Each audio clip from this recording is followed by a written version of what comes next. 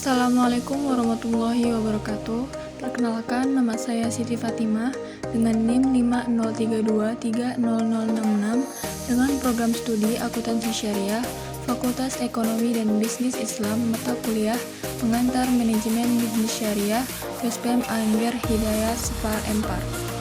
Di sini saya akan menjelaskan tentang materi saya yang berjudul Urgensi pada Manajemen Bisnis Syariah. Untuk pembahasan yang pertama itu ada manajemen bisnis syariah berupa definisi dan latar belakang. Yang kedua, fungsi manajemen bisnis syariah. Yang ketiga, permasalahan pada manajemen bisnis syariah berupa aktual maupun faktual.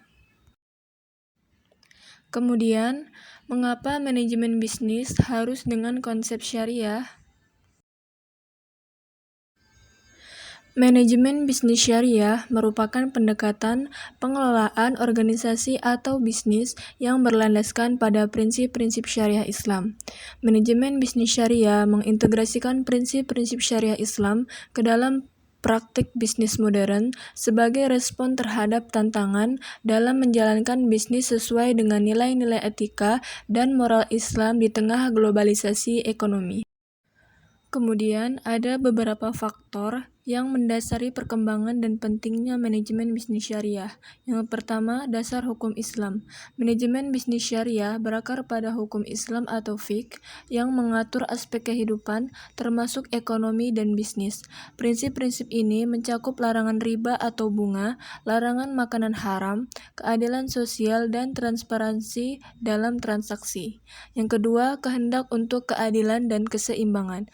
Mengajarkan nilai-nilai keadilan, kesetaraan, dan keseimbangan dalam ekonomi.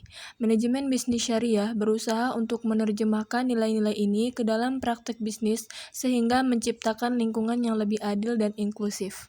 Yang ketiga, permintaan pasar dan masyarakat. Masyarakat muslim yang semakin sadar akan pentingnya kepatuhan terhadap nilai-nilai agama dalam setiap aspek kehidupan, termasuk bisnis, telah mendorong permintaan akan manajemen bisnis syariah. Selanjutnya ada 6 fungsi manajemen bisnis syariah. Yang pertama, planning, ialah perencanaan. Jadi ketika kita membuat rencana, harus dapat dipastikan bahwa rencana tersebut sudah sempurna. Yang kedua, organization atau organisasi, ialah di mana fungsi setiap orang untuk diperdayakan dan ditempatkan sesuai dengan kompetensinya. Yang ketiga, koordinasi atau langkah bersama. Jadi bagaimana mensinergikan langkah bersama dan upaya untuk mencapai hasil yang baik dan seimbang untuk mencapai tujuan yang sama dalam suatu organisasi dan menjalankan planning atau rencana yang sudah direncanakan bersama-sama. Yang ketiga, controlling adalah pengamatan dan penelitian terhadap jalannya planning setelah dikoordinasi kemudian dilakukan bersama-sama dan diamati jalannya pelaksanaan perencanaan. Yang kelima, motivasi ialah dorongan yang diberikan oleh seseorang kepada orang lain. Jadi wajib memberikan motivasi kepada anggota organisasi atau anggota tim supaya kinerja mereka menjadi maksimal dan mereka melakukan pekerjaan dengan baik. Yang terakhir, leading ialah bagaimana memimpin aktivitas untuk mencapai tujuan bersama dengan baik. Selanjutnya, permasalahan pada manajemen bisnis syariah.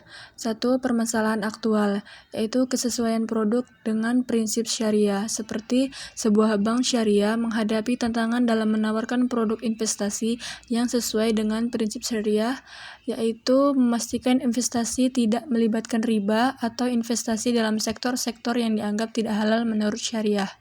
Yang kedua, penyadaran dan pendidikan syariah. Masyarakat kurang memahami produk dan layanan syariah sehingga menghambat adopsi dan pertumbuhan bisnis syariah, seperti kurangnya kesadaran tentang perbedaan antara produk keuangan konvensional dan syariah. Yang ketiga, pendanaan dan kredit sesuai syariah. Lembaga keuangan syariah menghadapi kesulitan dalam menyediakan pembiayaan yang tidak melanggar prinsip syariah, seperti memastikan bahwa pembiayaan tidak terkait dengan bunga atau spekulasi yang tidak diizinkan. Kemudian, permasalahan faktual. Yang pertama, ketersediaan infrastruktur keuangan syariah, seperti kurangnya jumlah lembaga keuangan syariah yang kuat dan terintegrasi di beberapa pasar, seperti lembaga pembiayaan mikro syariah yang kurang berkembang di beberapa daerah. Yang kedua, sistem sertifikasi dan standar syariah, variabilitas dalam sertifikasi halal yang membuat pelaku bisnis syariah sulit untuk memastikan produk mereka memenuhi standar syariah yang konsisten. Yang ketiga, regulasi dan kebijakan yang mendukung.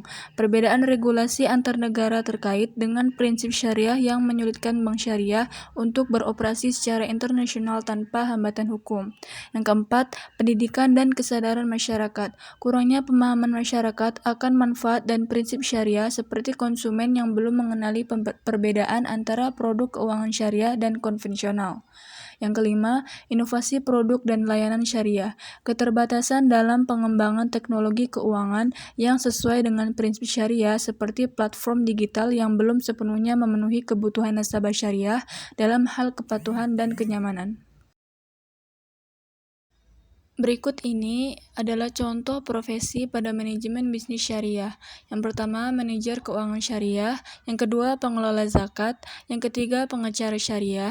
Yang keempat, pendidikan dan peneliti dalam bidang keuangan syariah. Yang kelima, pengembang produk keuangan syariah. Dan yang terakhir, konsultan keuangan syariah. Itu saja yang dapat saya sampaikan. Kurang dan lebihnya saya mohon maaf dan terima kasih telah menonton video ini. Wassalamualaikum warahmatullahi wabarakatuh.